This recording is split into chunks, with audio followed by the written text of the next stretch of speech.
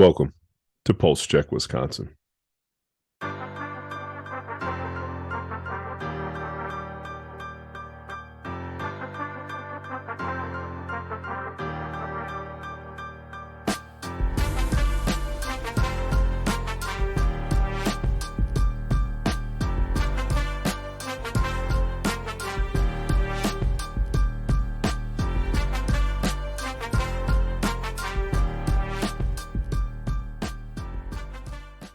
Good morning, good afternoon, good evening, whatever time it may be for you. My name is Chris Ford. I'm an emergency medicine doctor here in Milwaukee, Wisconsin. And I want to thank you for joining us here today. The idea for this podcast came out of my day-to-day seeing patients in the emergency department. And at the end of the visit, giving information to patients regarding what brought them into the emergency department, some of the more so social determinants of health that affected that presentation, and also kind of getting people plugged into community resources with social work and staff as well. And so I thought that it may be good to give the opportunity for some information to be gleaned outside of that brief interaction that I had with patients, because I get feedback a lot of times that, this information is helpful for people and it's something that they would tell family members and something that they would take to their primary care doctor's office. And so I wanted to do that outside of the emergency department.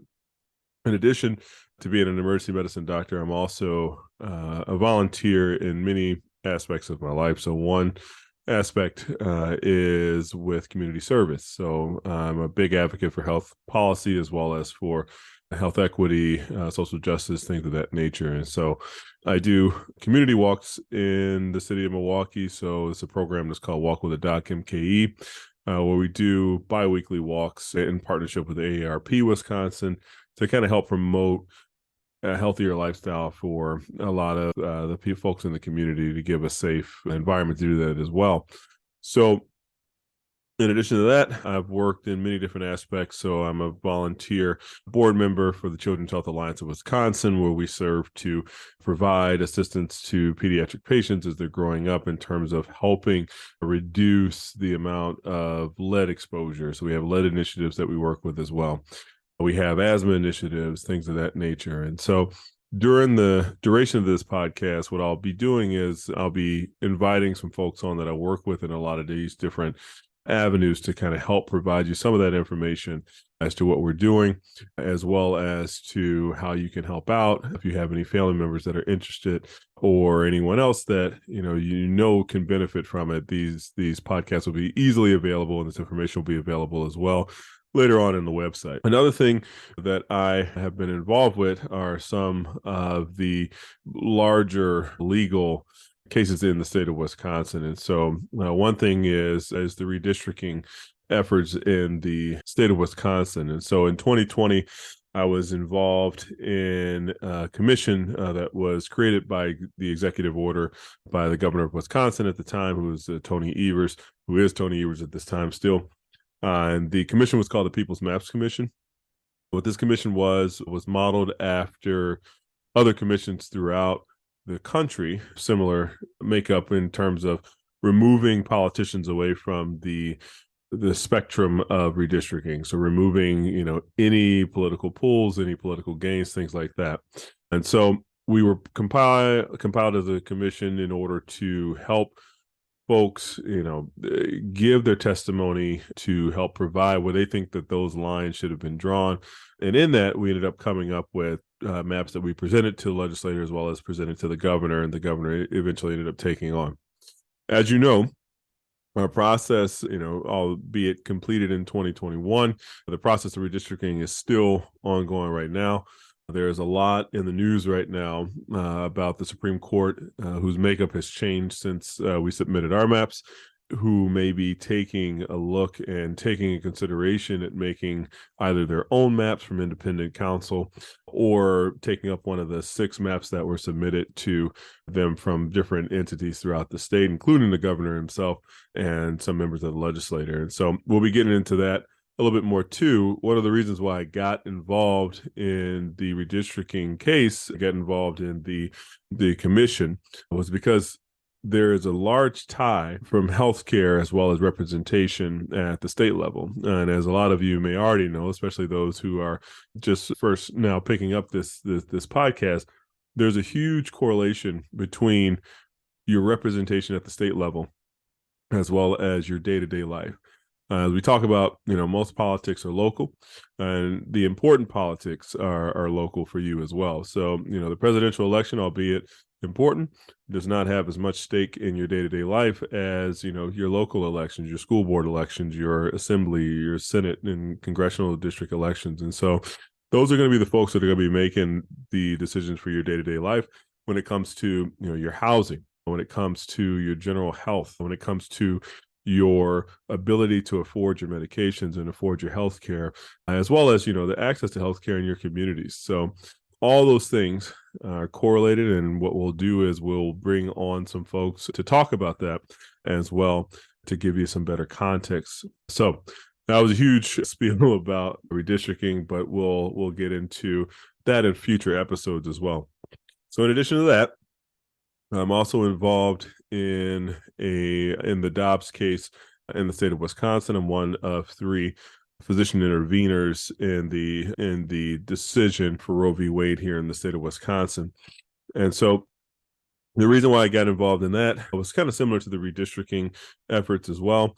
It was more so out of the safety of my patients. And so a lot of what we were seeing post 2022, I believe it was in June, when the federal Supreme Court struck down the Roe v. Wade decision, what we were seeing was the inability to access the full gamut of maternal health care, including elective abortions.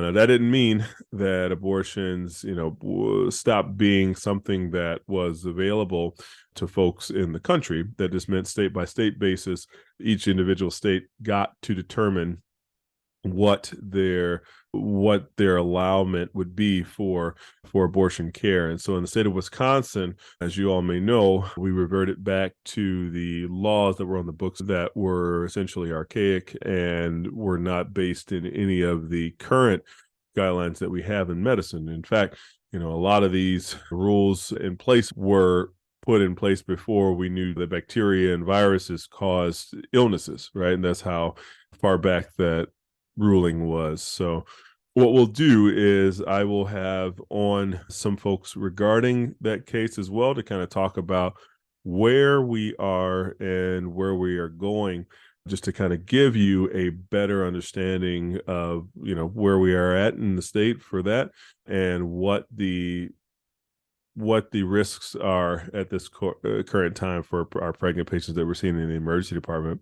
So that's kind of all the things that I'm involved with in a nutshell right now. There are more, and we'll talk about it as we go to future episodes. So what we'll do is I'll kind of break down the structure of the podcast now, just to let you know how each episode will be delineated and how we will sort of organize each episode to give you a better understanding of what I do as an emergency medicine doctor and how it could be beneficial for you, and ultimately how it can potentially keep you out of the emergency department. So we'll start out each podcast with a case. The initial case that we'll do will be something correlating most of the time with each individual episode topic. And so what we'll do is I'll give you an interesting case in the very beginning of the episode, kind of put you in the shoes of the emergency medicine physician, either myself or one of my colleagues, and then discuss kind of what led up to that presentation.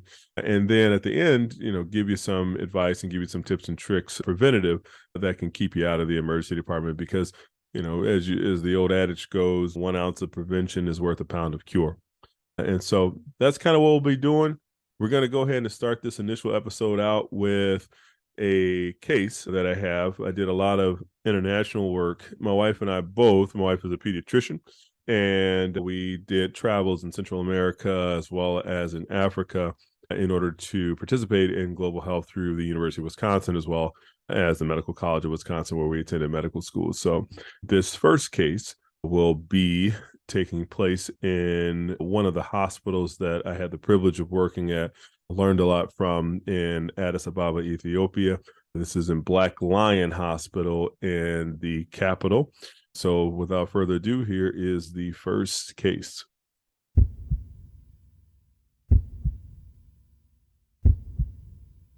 So it's midday. Patient comes into the emergency department with difficulty in breathing. Patient is a 30-year-old male, and he's unable to talk, clutching at his throat.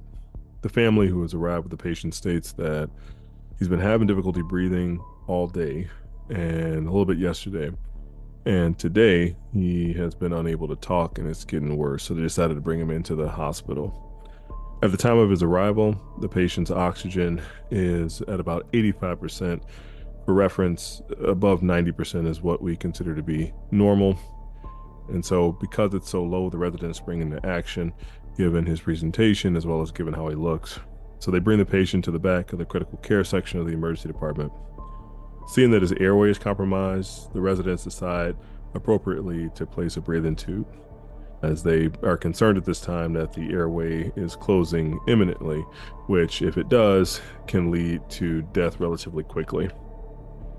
So the first resident tries to place what we call an endotracheal tube or a breathing tube. Unfortunately, this is unsuccessful. And so she tries a second time and remains unsuccessful with that passage. It was then, right at that time, that the airway starts to become filled with blood, and the patient's oxygen, which was previously 85%, drops even further. And now the patient is no longer clutching at his throat. He is looking like he's almost unconscious at this point. The second resident attempts to place the endotracheal tube, and after suctioning, the tube is no longer able to be seen because the airway is filling up with blood, and the tube passage is unsuccessful after that. As the residents prepare to do a procedure that we call a surgical airway, which is usually reserved for the most difficult of airways, the chief resident kind of hears everything going on and walks over. He confidently picks up a pair of forceps from the now open surgical airway kit, and he places it inside of the patient's mouth. After around 15 seconds of manipulation in the airway, he then proceeds to pull out the largest leech I have ever seen. The patient's saturations improve after bagging him a little bit, providing him some supplemental oxygen, and the patient begins to wake up.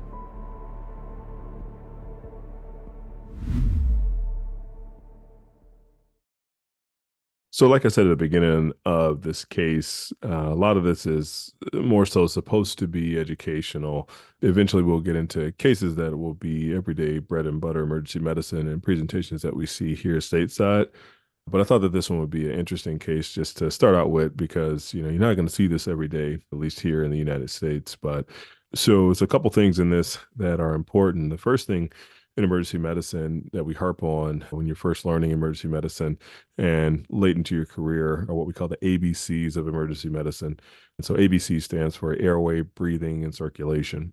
And the reason why we stress this is because airway is important. That's important to maintain, your body's safe level of oxygen throughout to kind of keep the heart going. And if that airway becomes occluded, in this case by a leech, you can run into some dangerous situations where the oxygen drops significantly relatively quickly and the heart can stop.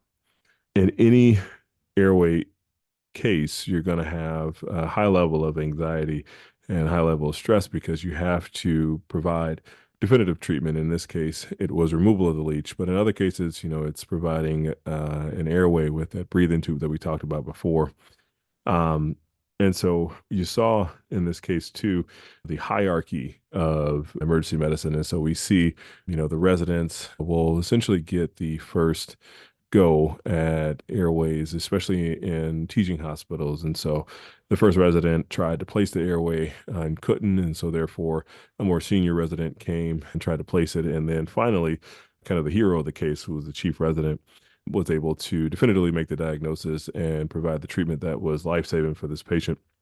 And just some background, this chief resident was from the same rural region of Ethiopia that the patient was, and sort of had some previous knowledge of similar presentations. And so, as he told me, people would commonly drink from smaller ponds in this region that would commonly have leech ovum or leech eggs in the water. And so, when you would drink the water, sometimes the leech eggs would be ingested, and sometimes you can get some very small leeches too, that in this case could latch on to some aspects of your body parts, including your airway in this case. So, again, this is just a cool case that was seen.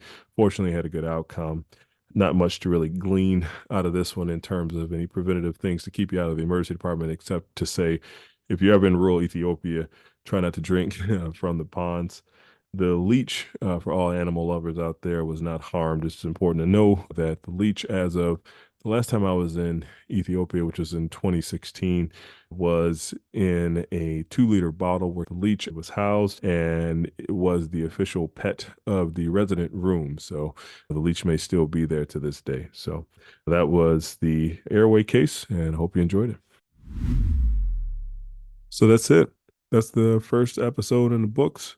I want to thank everybody for listening today. Feel free to listen to the next episode. I will be having a very special guest. We will be discussing further health topics and how it affects your day-to-day life. So until next time, feel free to subscribe. Take care of yourselves. Take care of each other. And if you need me, don't hesitate to come in and see me.